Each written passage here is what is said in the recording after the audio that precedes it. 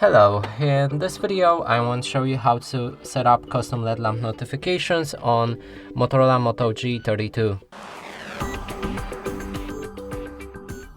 To do this, we'll need to open our Google Play Store. Now in the top search, find an app called Notify Buddy.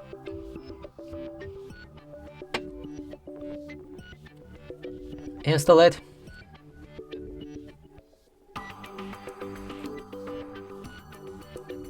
When it's ready, click on the open. Now move to the next step and grant 3 different permissions to the app.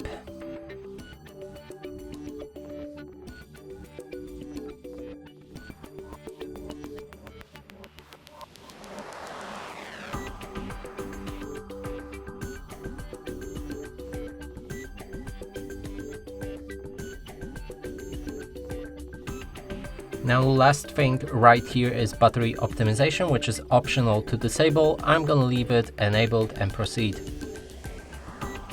From there, app should be ready. You can see 4 different tabs: user, system, active and settings. In user, you can activate any apps and allow them for a custom LED lamp notifications. In system, you can do the same thing but with all system bound apps. In active, there's all apps that we've just activated.